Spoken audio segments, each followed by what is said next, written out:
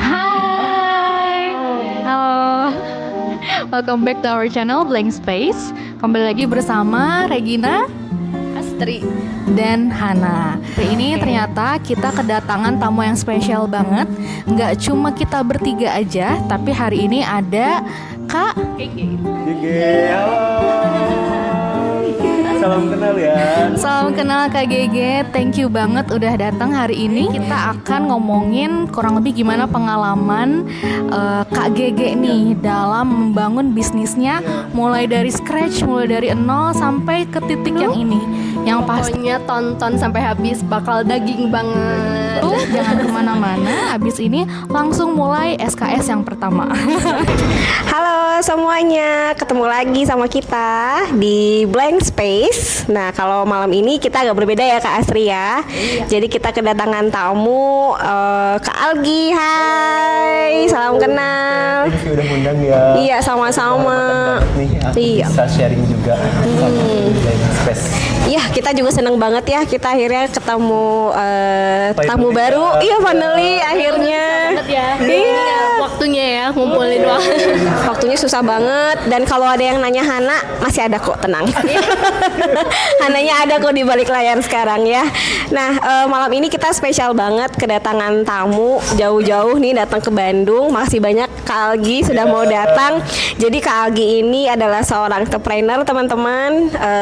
Dia entrepreneur di berbagai bidang ya Kak ya. Iya, betul. betul. Di bidang ada gadget, terus punya F&B juga, terus sekarang juga merambah ke bisnis emas juga nih. Wow, keren banget lah pokoknya ya. Iya, Keren banget. Ini salah satu panutan nih, panutan kita. Masih Oke. belajar juga. Masih belajar juga. Karena kita tetap belajar terus nih. Betul. Karena kalau berkembang terus ya. Betul. Oke. Nah, kalau dari Kak Algi sendiri kok bisa sih jadi entrepreneur dan ternyata entrepreneurnya juga di berbagai bidang gitu. Iya. Aku cerita sedikit ya. Boleh. Sebelumnya tuh kan memang aku tuh basic dulu dari zaman SMA ya. SMA tuh kan ruang lingkup tuh temen-temen tuh memang apa ya, deket lah maksudnya ya. Dan di situ pun aku tuh flashback dulu dari yang pertama aku gadget ya. Jadi dulu 2011, 2012 brand Apple tuh kan masih belum booming ya di Tasikmalaya, karena kan Tasik mungkin masih masuknya tuh kota berkembang. Jadi brand Apple konsumen ataupun orang tuh masih belum aware. Nah, pada akhirnya aku memilih si produk itu untuk sebagai aku user, aku pakai dan bukan aku jual pada saat itu. Nah, karena merasa aku bahwa si brand Apple ini tuh kayak apa ya, dia punya operating system tersendiri, dan pada akhirnya aku pakai dari mulai aku iPhone 3G 2011 sampai sekarang 2026 aku belum pernah pindah lain hati. Aku selalu pakai Apple gitu. Apple ya. Ya, Betul. kepuasan aku terhadap produk ini dan jadi bisnis gitu. Nah, dulu tuh aku SMA aku jual ke temen-temen juga gitu. Aku jual ke temen-temen si produk HP itu dan alhamdulillah tuh feedbacknya tuh bener-bener kuat banget gitu. Jadi pada akhirnya tuh mereka tuh pada aware tentang produk Apple dan aku masuk ke kuliah. Di situ tuh aku jualan juga Apple karena kan aku dulu kuliah di Purwokerto di Jawa Tengah. Nah, pada saat itu teman-teman kuliah juga mulai aware tentang produk Apple dan aku jualan. Aku ambil dari Tasik dan aku jual ke teman-teman kuliah gitu. Jadi itu sedikit cerita flashback aku sebelum aku buka bisnis gitu. Nah, terus 2019 aku fokus jualan gitu ya. Aku jualan iPhone di rumah tanpa toko, tanpa karyawan, dan semuanya aku yang manage dari mulai finance, marketing, bahkan kurir pengiriman pun aku yang kerjain langsung ke sana gitu. Itu yang mungkin salah satu apa ya, aku bisa di titik itu pasti ada yang namanya perjuangan juga di situ. Jualan di rumah mungkin kepercayaan konsumen belum begitu kuat ya. Tapi ya aku bagaimana caranya aku sebagai seorang pebisnis berbisnis harus bisa mengutamakan peluang gitu. Ya, Jadi oke. akhirnya aku ngambil dari situ dulu gitu. Jadi aku mulai belajar dari hal-hal kecil gitu sebelum aku buka toko gitu. Wow, keren banget sih. Berarti ngeliat peluang ya Iya, di situ bener-bener dan peluang banget. melihat sesuatu yang mungkin orang lain tuh belum mulai Iya, gitu betul ya banget. di sana gitu ya di Iya. Tasik. Nah, tapi ketika itu kan dari SMA ya, berarti dari SMA, masih aku, sekolah iya, udah ngeliat kelas peluang. 2 SMA. Wah, keren banget sih.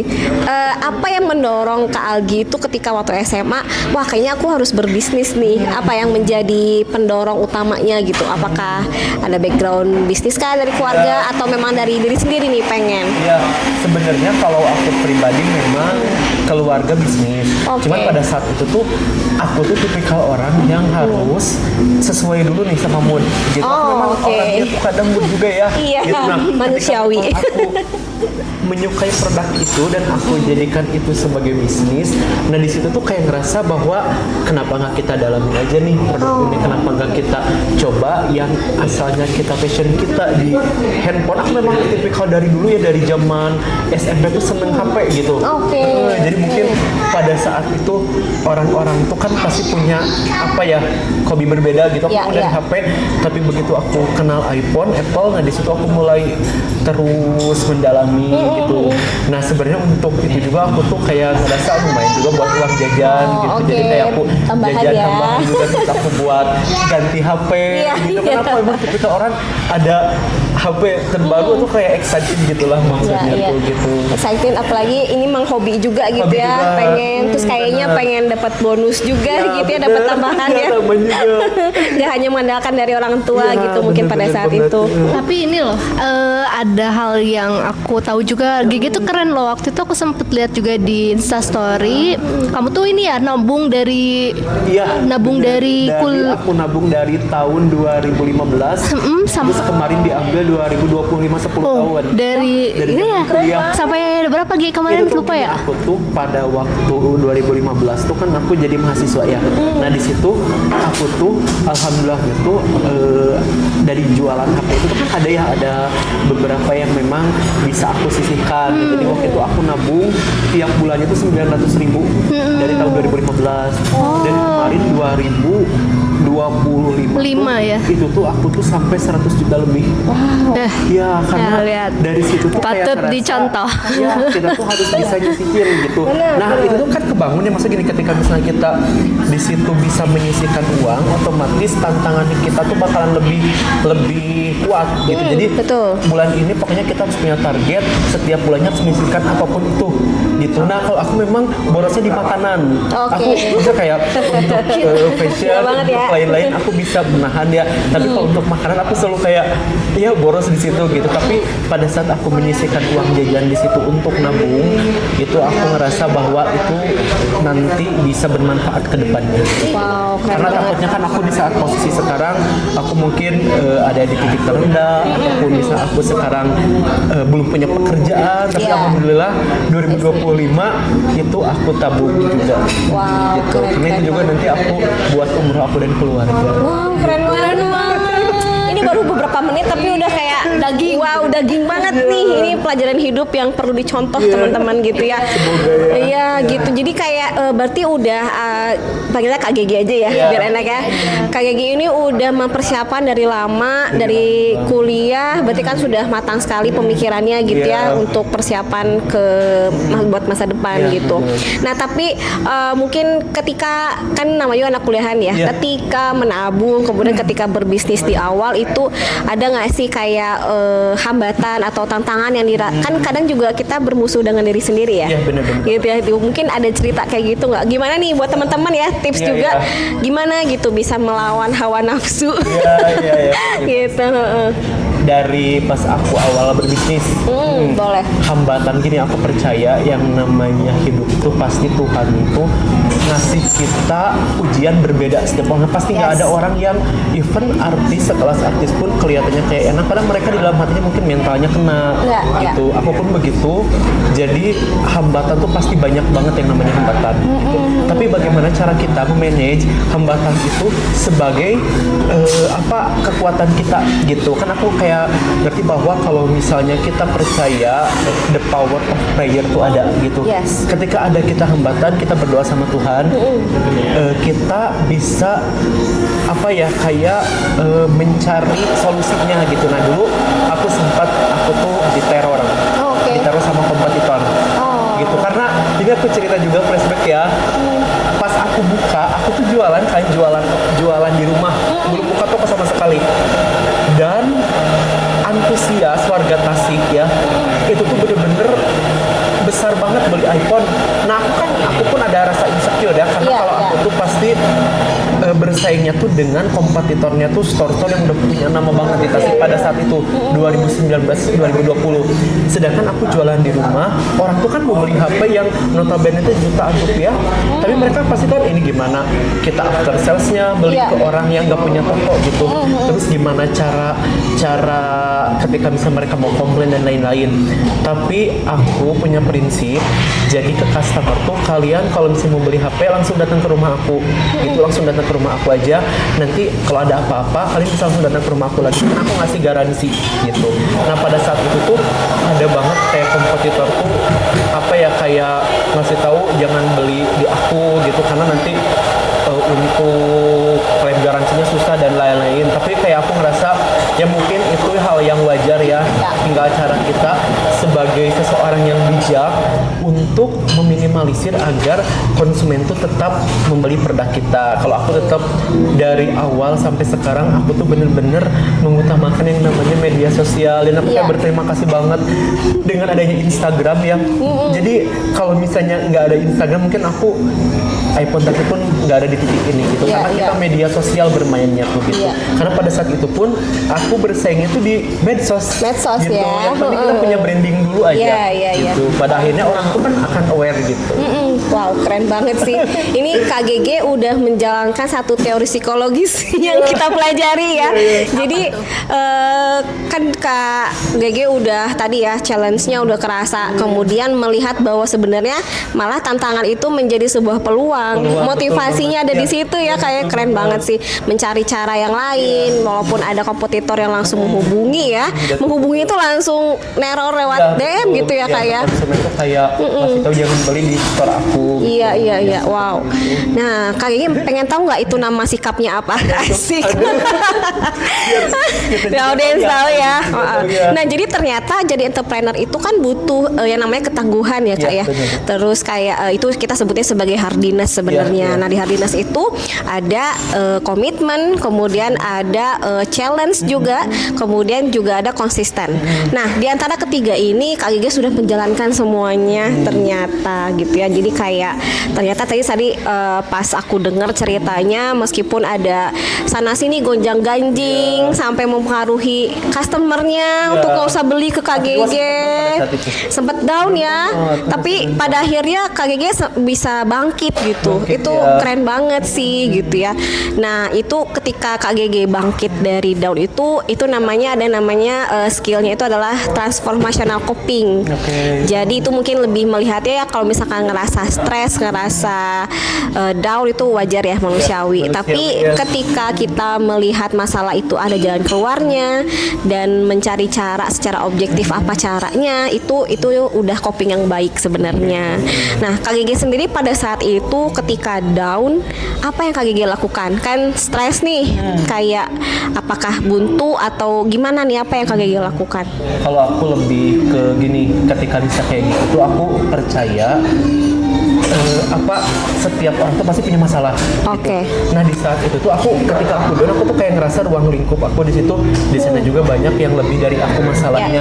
Sedangkan aku cuma diterpa masalah fitnah seperti ini, aku sampai down. Kan sayang banget ya, aku udah punya branding juga.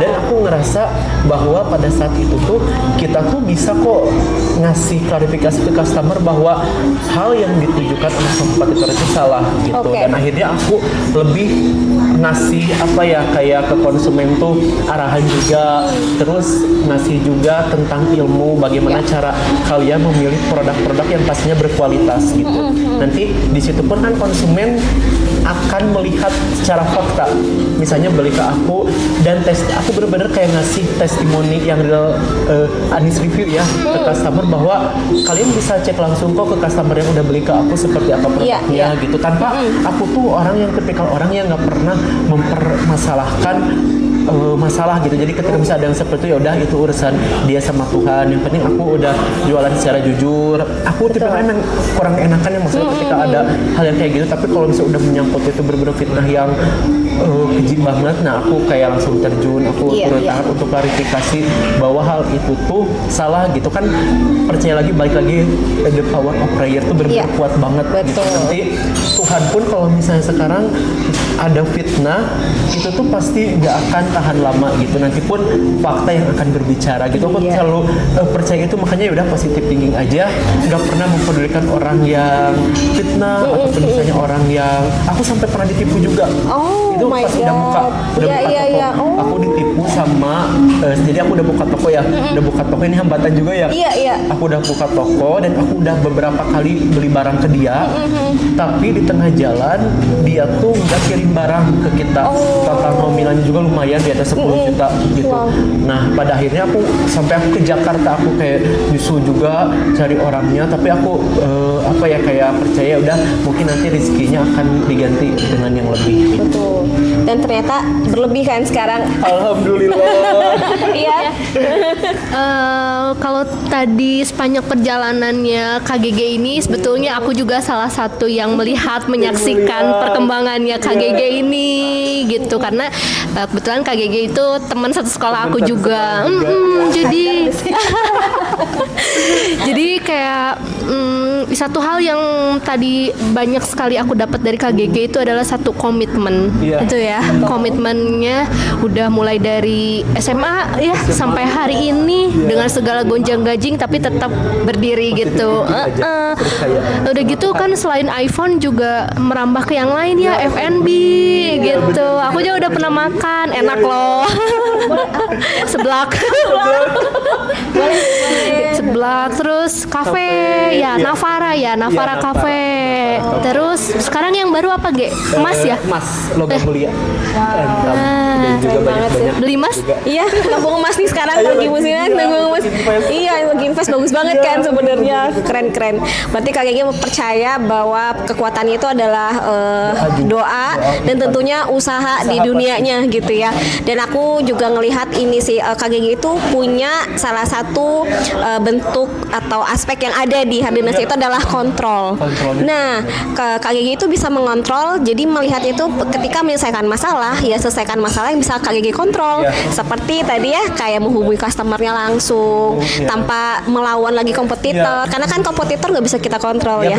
Mereka mau ngapain, kita nggak bisa apa-apa. Tapi yang bisa KGG lakukan adalah langsung fokus pada customernya, memberikan pelayanan yang terbaik gitu ya. Tetap berusaha meskipun terus kayak ada yang nipu, tapi ya itu mungkin adalah ujian atau bentuk untuk naik level ya biasanya. Tapi KGG melihat itu sebagai sebuah challenge gitu ya. Jadi ada sebuah peluang di sana. KGG nggak nyerah nih, malah merambah beberapa bisnis ya. Keren banget sih. Mungkin boleh kasih tips juga nih KGG. Kan tadi sebenarnya dari beberapa konsep psikologis ternyata entrepreneur tuh memang benar-benar butuh nih butuh untuk sikap yang seperti itu. Nah, KGG bisa terbentuk sikap seperti itu tuh gimana sih untuk supaya nggak mudah jatuh, terus kayak lagi jatuh tuh mau bangkit lagi gitu. Gimana KGG biasanya gitu? Jadi kalau misalnya sebenarnya kalau kita membentuk kepribadian itu pasti nggak hasil semalam aja. Pasti setuju. Jauh hari dari kecil pun kita udah dibentuk yang namanya kepribadian kita gitu. Nah, jadi aku tipikal orang yang gitu bener-bener aku tuh tipikal yang introvert, tahu ya. Aku introvert banget dulu. Nah, seiring berjalannya waktu, aku tuh ngerasa bahwa hidup tuh pasti kita dibutuhkan yang namanya komunikasi. Komunikasi tuh bahkan menjadi poin yang sangat penting dibanding poin-poin lainnya gitu ya. Karena ketika kita punya komunikasi yang kuat, kita tuh bakal bisa dikenal oleh banyak orang. Nah, akhirnya aku benar-benar berubah, aku dari introvert benar-benar aku melihat sisi lain dari aku, bahwa aku harus percaya diri gitu. Aku harus benar-benar percaya diri akan diri aku, dan aku mengeluarkan berbagai bakat yang aku punya pada saat itu. Kayak misalnya gini, aku tuh dulu pernah yang namanya lomba nyanyi. Terus aku pernah ikut Indonesian Idol juga. Wow, serius? 2014. Nah, terus waktu itu tuh aku tuh ngerasa bahwa ya kita kalau misalnya punya bakat, beberapa bakat, jadi ketika di satu aspek kita kurang, kita tuh punya aspek lain gitu. Jadi misalnya gini, ketika aku pada saat itu untuk bernyanyi, aku bukan rezeki aku, tapi aku sebenarnya aku punya public speaking, dan aku pada saat itu ngerasa ya udahlah, aku harus bener-bener mendalami semua segmen, semua aspek gitu. Nah, jadi ke teman-teman juga, ketika kalian tuh udah punya nih, kan udah punya bakat, ya udah punya bakat yang memang mendalami, tolong bener-bener pertahankan itu, dan kita tuh harus bener-bener mendalami semuanya gitu. Jangan sampai ketika misalnya di tengah jalan aku capek, lebih capek kalian cari kerja atau capek kerja saat itu gitu. Ya seperti itu, karena kan orang tuh sekarang aku percaya namanya kerja dimanapun gak ada yang enak. Aku jadi 100% betul ya, betul. Gak ada yang enak. Jadi aku juga kenapa aku kayak masih sering update, aku masih sering kontrol, aku monitoring iPhone Tasik, Navara Cafe sebelah, Navara Gold. Bukan aku tidak percaya sama karyawan aku, tapi aku ngerasa bahwa aku bisa di titik ini tuh karena memang ya karena keempat bisnis aku itu juga mendukung gitu. Jadi kalau misalnya sampai aku menyia-nyiakan setiap kesempatan yang ada dari Tuhan, aku takut menyesal nantinya gitu. Jadi kayak aku ngerasa jangan pernah capek sama yang namanya kehidupan. Selagi kita mampu, aku masih sehat, aku masih bisa berdiri, aku masih bisa berjalan, aku masih bisa berkembang. Jangan sampai kamu menyia-nyiakan rezeki dari Tuhan. Rezeki bukan tentang materi, rezeki kesehatan, rezeki relasi, rezeki networking, rezeki juga kita dikenal banyak orang, dapat ruang lingkup yang baik, dan alhamdulillah juga aku punya karyawan yang benar-benar baik banget. Sama ya itu salah satu yang benar-benar aku jadikan aku rezeki gitu, karena yang penting kita jangan pernah zolim ke ruang lingkup kita, karena aku percaya adanya iPhone Tasik, adanya Navara Cafe, adanya sebelah Navara dan Navara Gold itu bukan karena aku semata, tapi karena adanya karyawan aku juga. Betul. Nah itu adalah support system ya. Support system juga. Support system yang dan ada. Juga pastinya keluarga yang nomor satu. Iya betul setuju banget. Berarti Kak Gigi itu ngelihat bahwa semua peluang kita harus coba. Betul banget. Selagi kita punya beberapa kelebihan yang kita kenali juga gitu ya, kayak itu menjadi salah satu peluang yang jangan sampai kita hanya fokus di satu cara aja. Keren banget sih. Kita harus mau kita lawan Growth mindset. Growth mindset ya. Pola pikir kita tuh benar-benar mempengaruhi banget. Ya betul. Mindset itu sangat mempengaruhi bagaimana kita berperilaku kan ya. Jadi ketika kita mentok, ketika kita nggak bisa melakukan apa-apa itu karena kita ngerasa kita nggak mampu. Makanya penting banget kita menanamkan growth mindset yang tentunya nggak bisa 1 hari 2 hari. Itu jauh hari. Kemudian juga selain dari growth mindset itu, dimana kita melihat peluang itu bukan menjadi suatu hambatan ya, kayak gitu. Jadi malah peluang itu adalah tempat kita berkembang. Jadi makanya sekarang buktinya teman-teman, KGG punya bisnis banyak banget. Kemudian juga selain dari diri kita sendiri, di Hardiness itu sebenarnya juga ada salah satu aspek skills yang penting itu adalah support system. Nah KGG tadi udah cerita nih, Teta teori bener ya. Teori bener. Jadi support system itu sangat menjadi pengaruh kita untuk bisa tetap tangguh gitu ya. Tadi karyawan, keluarga gitu ya. Itu salah satu skills yang mendukung gitu ya, relasi dan sebagainya itu memang harus diterapin sih, memang harus bisa. Nah, kalau saat ini kalau dari support system nih, mungkin KGG bisa cerita bagaimana support system KGG saat ini bisa mempengaruhi KGG yang sekarang nih gitu. Mungkin boleh cerita nih. Ya pasti support system tuh orang-orang yang pastinya ada di lingkungan aku, seperti keluarga, orang tua gitu. Karena aku tuh ngerasa bahwa ketika misalnya kita bisa memprioritaskan keluarga, ya balik lagi Tuhan tuh pasti akan melihat semuanya gitu. Jadi kalau misalnya kita baik sama keluarga, dan keluarga pun pasti mendukung kita apapun itu tujuan kita gitu, apapun itu keputusan kita. Bahkan pada saat itu ya aku ada fun fact juga nih. Dulu tuh kan aku tuh pernah kerja di salah satu bank ya sebelum aku bisnis. Nah, keluarga tuh nggak mendukung. Karena yang pertama mungkin alhamdulillah waktu itu aku punya posisi yang lumayan bagus ya waktu di salah satu bank itu. Nah, pada saat itu keluarga tuh mempertanyakan, coba pikir berkali-kali lagi, karena ketika misalnya kita resign otomatis kan kita juga tahu ya kalau misalnya kita udah resign, kita masuk lagi tuh susah, apalagi untuk posisi saat itu. Tapi aku mikir gini, ketika misalnya aku sukses berarti aku bisa membuktikan bahwa kita tuh tidak selalu di zona nyaman kita. Tapi kalau misalnya aku gagal, berarti itu resiko yang benar-benar harus aku hadapi gitu. Bagaimana caranya aku bisa meyakinkan keluarga aku, orang-orang sekitarku untuk jangan sampai kalian melihat dari sisi negatifnya. Ketika misalnya aku gagal, setidaknya aku sudah ada berusaha memperlihatkan gitu. Nah, keluarga aku tuh benar-benar yang support apapun itu, dan pada akhirnya memang mengizinkan, karena pada saat itu kan aku udah dewasa juga ya. Jadi memang apapun hasilnya yaitu aku yang ngambil gitu. Nah, di saat itu keluarga apapun selalu mendukung aku. Tidak pernah mempermasalahkan apapun itu yang memang aku ambil gitu. Dan saat itu juga sampai orang tua aku ya, ibu bapak aku tuh sekarang kan sebelah lagi rame banget ya, kembali ke sebelah ya. Dan support system keluarga aku sampai bantuin bantuin masukin topping, bantuin masukin kayak kerupuk gitu, karena karena bener-bener kemarin tuh aku si sebelah tuh bener-bener di luar ekspektasi, rame banget. Nah, memang pada saat itu kan banyak yang kakak lama banget, itu jadi evaluasi buat aku, karena Ruang Lik kan sebelah tuh dia store-nya tuh kecil ya, sedangkan yang datang tuh banyak banget. Aku tuh sampai kemarin agak down juga, minta tuh sampai karena gini, dari TikTok kan, kalau TikTok ketika FPP pasti FPP banget gitu, katanya kakak ini lama banget kata pelayanannya. Aku tuh mau memperluas tuh kan nggak bisa ya, karena kan kalau store tuh dia ibaratnya udah segitu ya segitu. Aku mau nambah meja pun nanti malah jadi agak berantakan gitu ya. Nah, akhirnya keluarga aku bantuin bener-bener masukin topping, ibu aku, terus adik aku juga sama. Nah, di situ kayak aku ngerasa berarti keluarga pun ngedukung aku tuh semua hal gitu. Sampai aku pun ikut terharu gitu bahwa keluarga aku yang bukan menikmati hasilnya tapi ikut berproses juga gitu. Keren banget sih. Jadi support system ini yang menguatkan KGG gitu ya. Terus kayak ada hambatan, apalagi kan kalau di TikTok tuh gampang sekali ya orang baca. Bener. Iya, evaluasinya dari dari yang bagus banget tapi bisa jatuh tiba-tiba gitu kan gitu.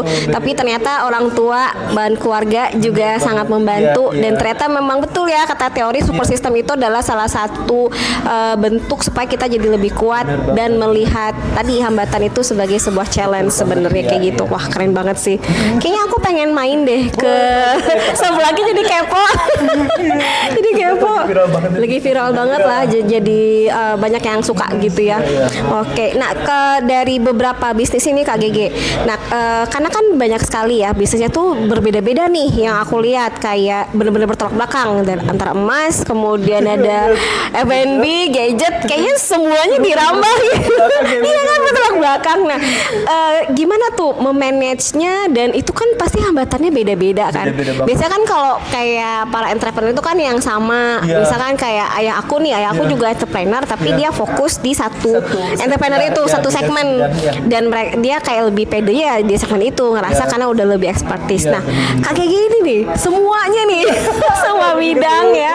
Gimana tuh caranya memanage setiap hambatan, kan udah yakin lah udah bisa gitu ya Kak Gege. Mungkin boleh cerita nih Kak, bisa sampai berkembang sejauh ini gitu. Jadi aku tuh memang Kak, jadi untuk si F&B itu aku baru di 2 tahun terakhir ya, 2 tahun terakhir. Nah, kenapa aku fokus lagi di F&B? Karena sebenarnya 2018 aku tuh pernah di F&B. Nah, tapi pas 2018 aku nggak fokus karena pada saat itu aku ngerasa modal tuh masih kurang juga gitu, dan aku belum terlalu fokus, belum terlalu cari seperti apa sih sebenarnya jurusan yang bakal aku ambil. Nah, terus aku ngerasa bahwa sekarang tuh kan apapun tuh dari media sosial. Ya, nah, betul. aku tuh nyari bidang usaha yang benar-benar di saat itu tuh bisa jadi peluang. Nah, pada akhirnya aku tuh nyoba lagi, aku pengen nyoba lagi F&B, aku pengen nyoba lagi seblak gitu. Karena itu adalah peluang yang menurut aku tuh ada hal yang bisa aku ambil gitu. Jadi akhirnya aku fokus lagi, aku pengen nyoba usaha lagi, tapi dengan cara yang benar-benar masih bisa aku handle dan aku paham.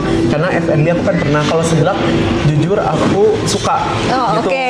Suka ya. Aku balik lagi flashback dari iPhone karena dulu iPhone suka.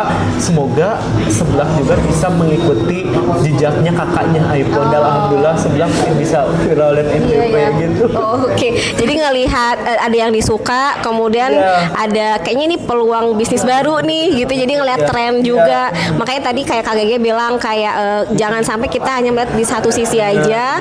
Kita tuh manusia pasti multi talent gitu ya. Dicoba semua. Bahkan sampai Indonesian Idol diikutin gitu. Keren banget sih. Bagus suaranya juga. Oh iya. Apakah kita lihat Kak Gege nyanyi? Dia nyanyi gitu ya. Satu album. Iya bener. Aduh, pokoknya kita senang banget kedatangan Kak Gege. Terus semoga dengan cerita Kak Gege hari ini tuh sangat menginspirasi sekali. Bahkan aku pun jadi terinspirasi untuk tidak menyerah. Iya betul ya. Ternyata semuanya itu punya jalan. Asalkan kita yang tadi ya, pertama mindset dulu, growth mindset, sampai pada nanti kita bisa sikapnya itu keluarlah sikap hardiness itu, dimana kita bisa tetap komitmen, kita kontrol, terus kita lihat challenge itu sebagai peluang. Kemudian juga stres itu kita usahakan untuk selalu menyelesaikannya dengan objektif gitu ya. Cari cara teman-teman, cari cara. Pokoknya semua cara ada. Dan tentunya yang tidak lupa ketinggalan itu adalah support system ya Kak ya. Dan doa itu pasti ya, pasti. Luar biasa. Iya, jadi jalur langit dan juga jalur dunia gitu ya. Kayak Ini gitu. kali ya. Sebelum beres mungkin Kak Gege ada yang mau disampaikan dulu nih buat teman-teman Blank Space gitu. Gitu. Aku mau ngucapin makasih banget ya, aku juga udah diundang sama tim Blank Space yang luar biasa, keren banget. Aku ngasih apa ya, kayak mudah-mudahan kedepannya orang-orang juga bisa aware lagi tentang psikologi, tentang pola pikir, mental health, dan juga cara kita mengambil keputusan gitu. Karena kan yang aku lihat sekarang tuh banyak banget Gen Z ya, utama itu Gen Z yang memang masih belum bisa memanage diri mereka sendiri, sampai ya aku lihat tuh banyak yang sampai putus asa. Itu kan amat sangat menyayangkan gitu.